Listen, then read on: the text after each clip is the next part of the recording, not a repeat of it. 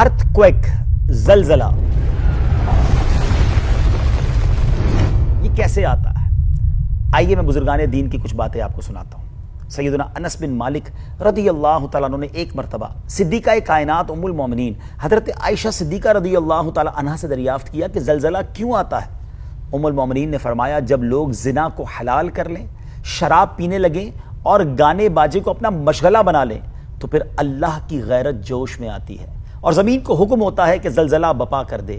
اگر اس علاقے کے لوگ استغفار کر لیں اور اپنی بد اعمالیوں سے باز آ جائیں تو ان کے حق میں بہتر ہے، ورنہ ان کے لیے ہلاکت ہے۔ فقیہ امت حضرت سیدنا عبداللہ ابن مسعود رضی اللہ تعالیٰ عنہ کے زمانے میں ایک مرتبہ کوفہ میں زلزلہ آیا تھا۔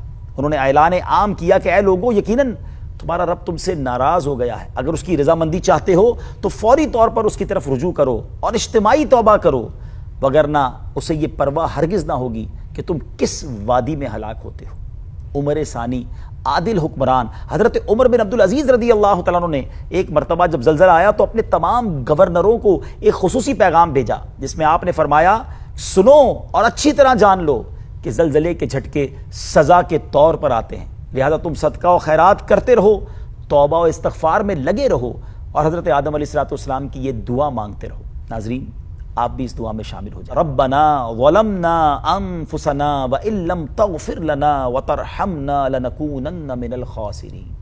آمین یا رب العالمین۔ ہم سب کو بھی اپنے گناہوں سے توبہ کرنی ہے۔ زندگی کا تو ویسے بھی کچھ نہیں پتا، اگر زلزلہ نہ بھی آیا، ہم بچ بھی گئے، پھر بھی مرنا تو ہے نا، تو کیوں نہ مرنے سے پہلے موت کی تیاری کر لیں، اور موت سے پہلے کوئی میسج نہیں آنا۔ جی ہاں، ہمیں پتہ بھی نہیں ہوگا اور ہم دنیا سے چلے جائیں گے، تو کیوں نہ ایمان والی عافیت والی موت کے لیے تیاری کریں، نمازوں کی پابندی کریں، گناہوں سے بچ کر زندگی گزاریں۔ دیکھیں نا، حرام کام کرتے ہوئے، بدکاری کرتے ہوئے، نشہ کرتے ہوئے، جوا کھیلتے ہوئے، اللہ کی ناراضگی والا کام کرتے ہوئے اگر کسی کی موت آ گئی تو وہ اللہ کی بارگاہ میں کیسے پیش ہوگا؟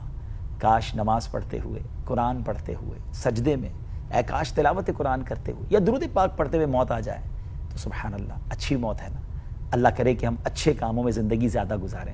اللہ مجھے بھی اور آپ کو نیکیوں سے بچ کر، اللہ مجھے اور آپ کو گناہوں سے بچ کر نیکیوں والی زندگی گزارنے کی توفیق عطا فرمائے، اور اللہ کریم ہم سب کو ناگہانی آفتوں سے، مصیبتوں سے محفوظ فرمائے، زلزلوں، طوفانوں اور وائرسوں سے بچائے، اور اللہ کریم ہم سب پر اپنی رحمت نازل فرمائے۔